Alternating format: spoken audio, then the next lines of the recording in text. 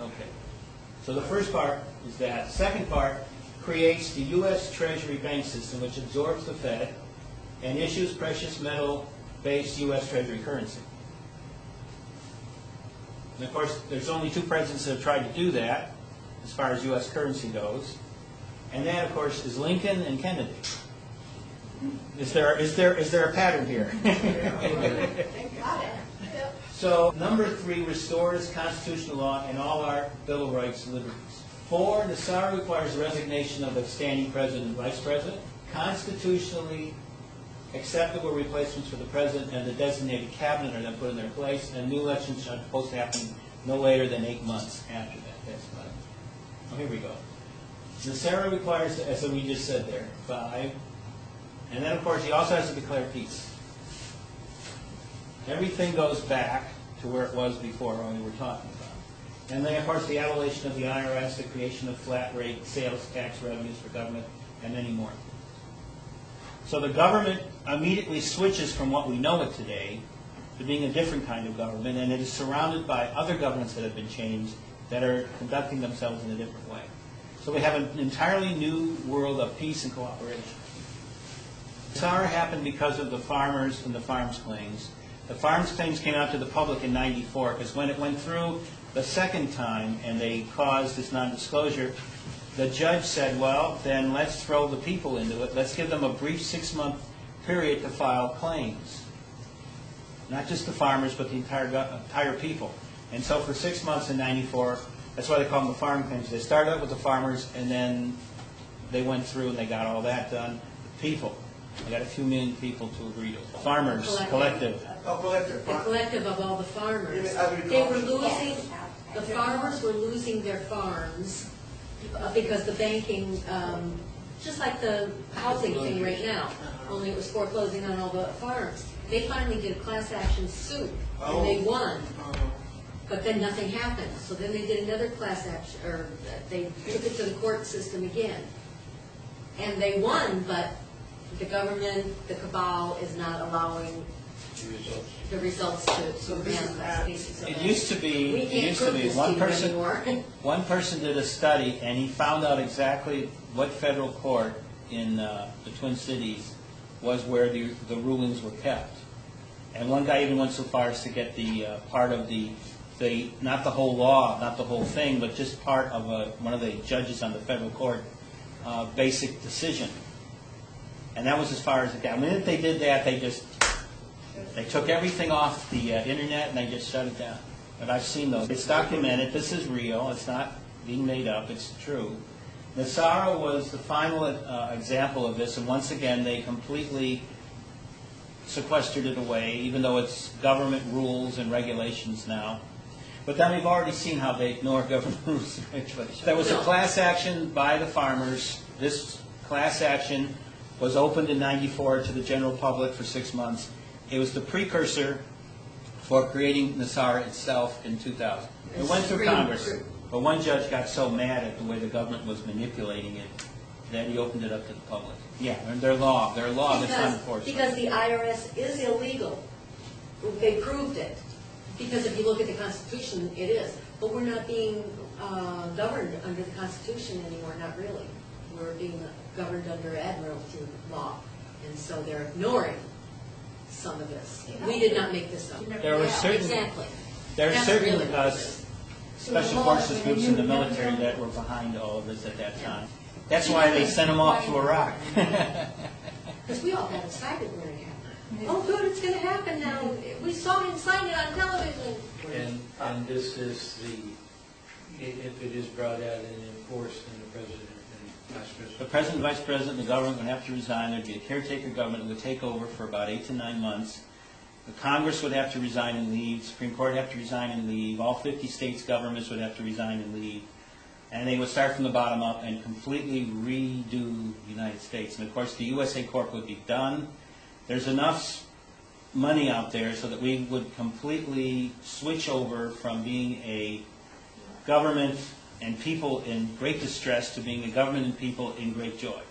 There'll be a caretaker president. And you wonder why you don't hear this on CNN. But you're listening to Talk for Food on webtalkradio.net with Adam Abraham, and you are listening to a transcript of a workshop called Making Galactic Sense Out of Chaos, conducted by Sheldon Neidl in 2009, in fact in summer of 2009 in Montgomery, Alabama.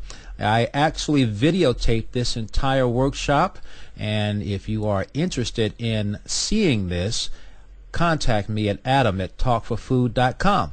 There is right now and I'll just keep this at the level that I can keep it at, which is let's say there are people in this country, both within the government in all its different aspects, that are working very hard to get this to happen. And they're very close to finishing this off. And just remember that there are lots of people in this country who are in government who do not like and know the truth and do not like what's going on right now. And understand how illegal it is and what an absolute farce it is to have the people in this country going through this ridiculousness of foreclosing, of people out of work, of people going to the modern version of breadlines, of people on welfare when they should be working. There should be jobs for everybody. There aren't. People are going through massive disasters, worrying about paying taxes for houses, property taxes, etc., worrying about foreclosures in that way. We can go on and on with the disasters in this country. So they want to end that, and the way they are doing it is by step, legally working forward. One of these things is this is the Universal Commercial Code that has come up, UCC, and how to circumvent it. Because what we have done right now is we have created within our court system a basically statute law system. Right now what you have, which hasn't happened in recent American history at all, is the difference between the two flags that we have. We have two flags now. Most people don't. There's one flag, which we all know, and they display it in court. In a military court, you have a military flag, and it has a gold fringe. That's a military court. That means it's admiralty law, military law. Now there's another law, which is called civilian or common law. That's the one that we want, because it's all about people interacting with people, and it's made simple. There's not monstrous legalese in it where it would take even a lawyer 2 hours to figure out 5 sentences.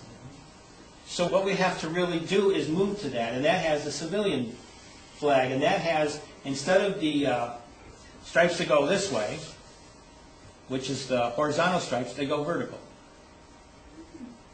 And it doesn't have a blue canton, it has a white one with blue stars. That will all happen with the changes, because people respond to change. People are basically loving, caring, beautiful people. And when you put them in a situation where they are under stress, where they're in situations that they really don't want to be in, and they have to react and adapt to it, they react and adapt to it.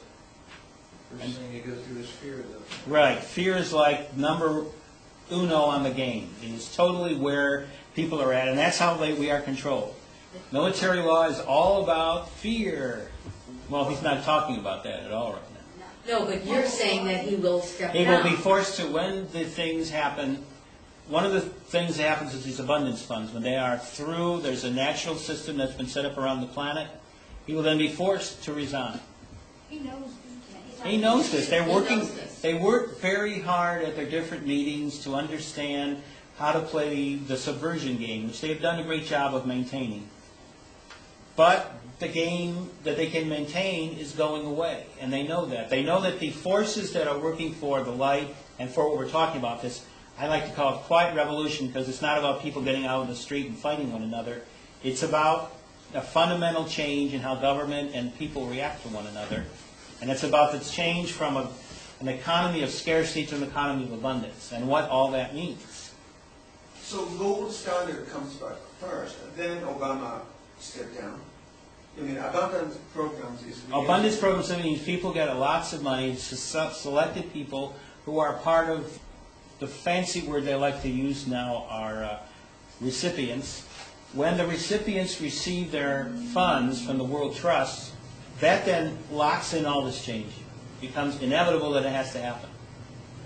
The treasury banks will basically exist where all the Federal Reserve banks are now. The only difference is that they will be government, true government, we really don't have a central bank here. It's owned by these 13 families that are the major families of the Illuminati. So what we have